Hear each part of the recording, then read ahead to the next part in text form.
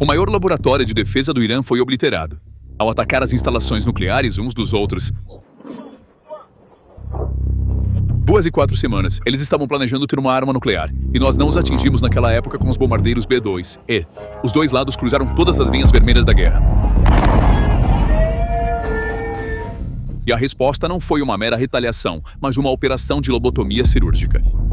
Na manhã de 23 de março de 2026, aviões de guerra israelenses infiltraram-se no coração de Teherã, apagando o sistema nervoso militar do regime do mapa. O ataque foi planejado sob a direção conjunta das Forças Aéreas, Marinhas e Inteligência Militar de Israel e dos Estados Unidos. As coordenadas de alvo foram atualizadas em tempo real. Jatos F-35I Adir e F-15I Ra'am penetraram profundamente no espaço aéreo de Teherã. De acordo com o relatório especial do ISW de 23 de março, dezenas de alvos estratégicos em todo o Irã foram atingidos simultaneamente naquela noite. Mas o alvo mais crítico era um edifício de vários andares na superfície no nordeste de Teherã. Esse edifício era a sede da Iran Electronics Industries, EA, a subsidiária mais crítica do MODAFO, Ministério da Defesa e Logística das Forças Armadas, uma organização financiada diretamente pelo orçamento estatal, listada nas listas de sanções internacionais e que controla toda a cadeia de suprimentos de eletrônicos militares do Irã. A EA não produzia os corpos de aço ou combustível para os mísseis, mas sim seus sistemas nervosos eletrônicos. Giroscópios a laser de anel e sistemas de navegação inercial que garantem que os mísseis balísticos permaneçam no curso. Kits de orientação óptica, que permitem que mísseis avançados como o Fateh 110, Khorramshahr e Khaybar-Shekan realizem mergulhos precisos na fase terminal sob os alvos. Placas de controle de voo autônomo e módulos de guerra eletrônica de bloqueio de sinal para drones Kamikaze Shahed 136.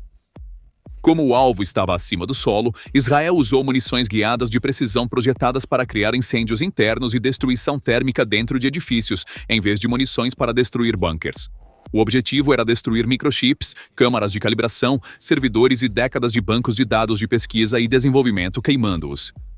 Mesmo a simples entrada de fumaça densa em uma linha de produção operando no nível de nanômetros tornaria essa linha permanentemente sucata. Vídeos geolocalizados feitos por cidadãos mostram a realidade. O telhado desabou completamente e o interior se transformou em uma bola de fogo, e a EA não foi o único alvo. De acordo com o relatório do Instituto para o Estudo da Guerra de 19 de março, a Siron Electronics Industries em Isfahan também havia sido atingida 4 dias antes. A coalizão estava desmantelando sistematicamente o centro nervoso eletrônico do Irã. Uma das consequências mais críticas do ataque é o seu impacto nas cidades subterrâneas de mísseis do Irã, que ele orgulhosamente exibiu. A doutrina de esconder e atacar do Irã, com 40 anos, foi completamente destruída aqui. Nestes complexos que se estendem de Lorestan até o Estreito de Hormuz, túneis escavados a 500 metros abaixo das montanhas e promovidos como resistentes a bombas nucleares. Milhares de mísseis EMAD, Sedil e Qadr-H estão prontos para lançamento. A investigação da CNN analisou 107 túneis em 27 locais usando imagens de satélite. A campanha EWA, Israel, bombardeou 77% das entradas de túneis que conseguiu identificar.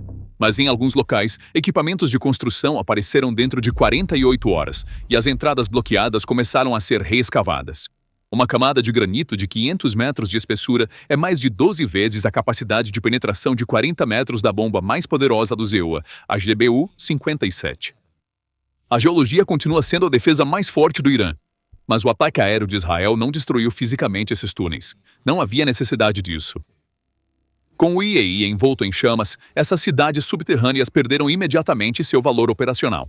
Como os mísseis são dispositivos com prazo de validade que exigem atualizações eletrônicas constantes e calibração, não há mais novos kits de orientação para instalar nos mísseis que aguardam nos túneis, nem peças de reposição para substituir o cérebro de um drone com defeito, e nenhum centro de comando para realizar atualizações de software. O míssil sob a montanha está fisicamente seguro. Mas se o cérebro que o guia foi destruído, essa montanha não é uma base de lançamento. É um enorme cemitério subterrâneo onde os mísseis estão presos, e esses mísseis eventualmente se tornarão inutilizáveis. Componentes eletrônicos degradam devido à umidade, temperatura e envelhecimento.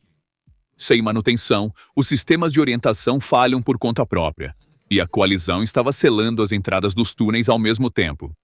Bombardeiros B-1B Lancer e B-52 colapsaram as entradas e os eixos de ventilação com salvas de BLU-109, prendendo os lançadores móveis dentro. A GBU-72 Advanced 5000 Penetrator, uma bomba de penetração de 5.000 libras de nova geração, foi usada pela primeira vez contra instalações de armazenamento fortificadas no Irã.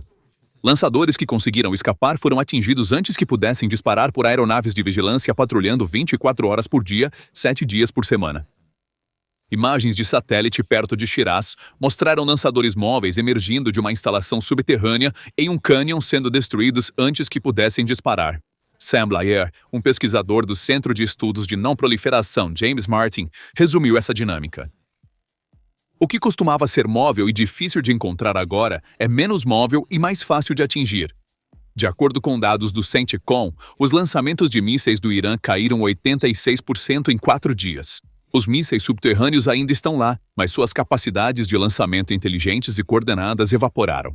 A doutrina de mísseis do Irã, com 40 anos, foi construída sobre 2 pilares. Primeiro, proteger mísseis sob montanhas. Segundo, equipá-los com sistemas de orientação inteligente para realizar ataques de precisão. O colapso do IAEA destruiu o segundo pilar, e a estratégia de sepultamento está corroendo o primeiro, deixando o Irã com apenas disparos não guiados como opção, o que significa lançar um míssil em uma direção geral e torcer pelo melhor. Isso marca um retorno às táticas de guerra de cidades da Guerra Irã-Iraque dos anos 1980. A produção de novas munições inteligentes será completamente interrompida. Mesmo que as linhas de produção existentes permaneçam operacionais, elas enfrentarão dificuldades com a escassez de componentes, pois os estoques de peças de reposição também foram danificados. Como observou o ministro da Defesa de Israel após a operação, a capacidade de produção de mísseis balísticos do Irã foi efetivamente derrotada, e com a destruição do IAEA, o cérebro que coordena os radares de alerta precoce e os sistemas de guerra eletrônica do Irã também foi danificado. Sem nenhuma ameaça eletrônica integrada restante, as forças aéreas dos Estados Unidos e de Israel estabeleceram uma superioridade incontestável no espaço aéreo iraniano. Mas a verdadeira devastação virá com o passar dos meses. A produção de novas munições inteligentes foi completamente interrompida, e o programa de desenvolvimento de mísseis hipersônicos do Irã enfrentará atrasos significativos, um programa que era a pedra angular da visão de dissuasão da nova geração do Irã. Talvez a frente mais complexa de crises globais e conflitos no terreno esteja atualmente se formando em nossas telas e em nossas mentes. Nos casos que examinamos, frequentemente vemos como os meios de comunicação enquadram os eventos de acordo com suas próprias agendas e tendem a ocultar vulnerabilidades ou o caos que espreita em segundo plano. Evitar a armadilha de algoritmos manipulativos em meio a uma enxurrada de informações e sair das câmaras de eco tornou-se uma necessidade analítica para aqueles que buscam entender o quadro geral. É por isso que usamos a plataforma Ground News para navegar por essa rede de informações e filtrar notícias de maneira equilibrada. Ground News não é um editor que dita sua própria versão da verdade. É uma ferramenta independente de comparação de notícias que agrega milhares de fontes de todo o espectro político em uma única tela.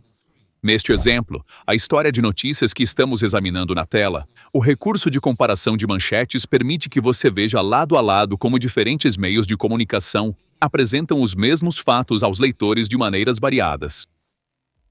Além disso, com o recurso de ponto cego, você pode identificar notícias que um segmento destaca em suas primeiras páginas, mas que outro segmento ignora completamente, ajudando você a reconhecer a verdadeira natureza da censura. Fundada por um ex-engenheiro da NASA, esta ferramenta ajuda você a construir seu próprio escudo analítico contra a desinformação.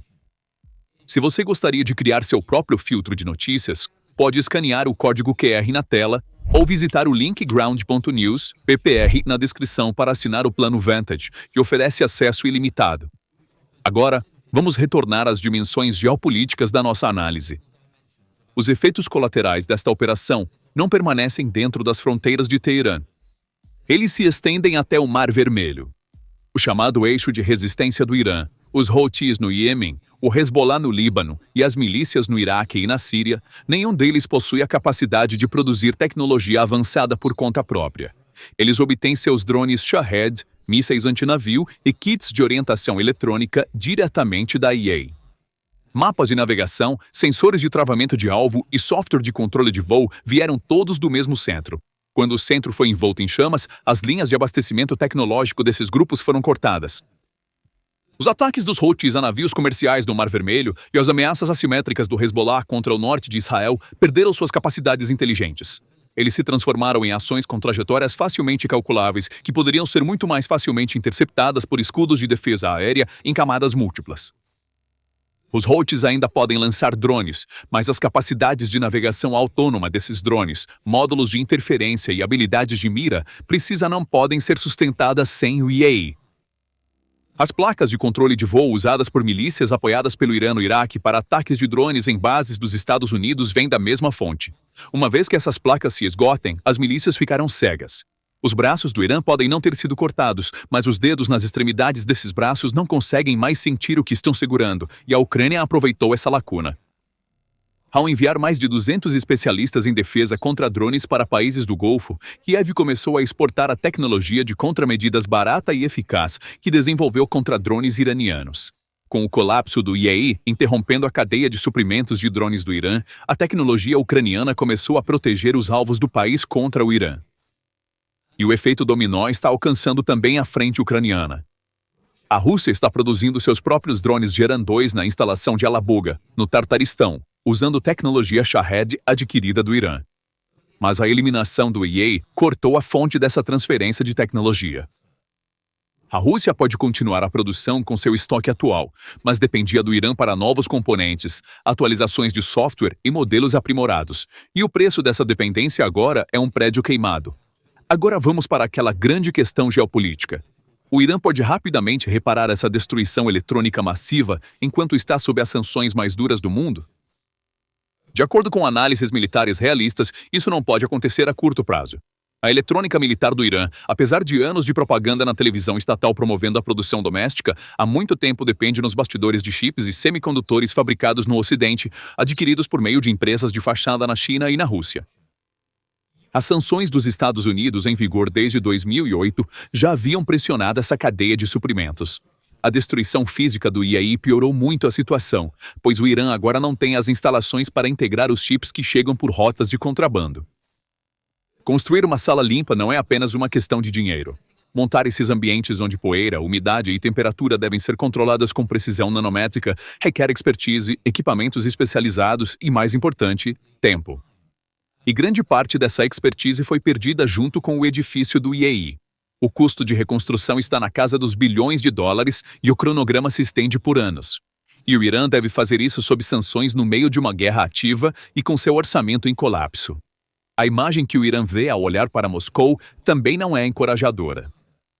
A Rússia é um país cuja própria cadeia de suprimentos de semicondutores entrou em colapso devido à guerra na Ucrânia e às pesadas sanções ocidentais. Moscou não pode fornecer novos circuitos eletrônicos ao Irã. Pelo contrário, a própria Rússia dependia dos circuitos que o Irã produziria. De acordo com um relatório do Wall Street Journal, a Rússia está compartilhando imagens de satélite e peças de drones modificadas com o Irã, mas isso está longe de substituir a produção de componentes eletrônicos. Enquanto isso, a China está adotando uma abordagem pragmática. Pequim está preocupado apenas com a segurança energética e está evitando transferências de tecnologia militar, mesmo correndo o risco de se tornar um alvo direto dos Estados Unidos. O Irã deve enfrentar sozinho esse enorme revés tecnológico, e esse isolamento está diminuindo a esperança do regime de reconstruir sua dissuasão estratégica dia após dia. A estrutura atingida em 23 de março não era apenas concreto e aço. Era a personificação física da reivindicação do Irã ao poder regional, e essa personificação foi vaporizada por bombas de precisão. Não importa quão profundas sejam as cidades subterrâneas, se você não tiver os chips para controlar os mísseis, esses mísseis estão condenados a apodrecer no subsolo.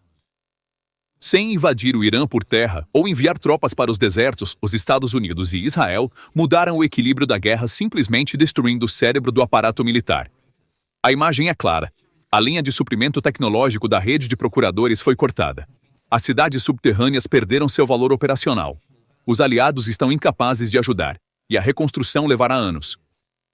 O Irã ainda pode lançar mísseis e enviar drones, mas estes já não são ataques coordenados e precisos visando objetivos estratégicos.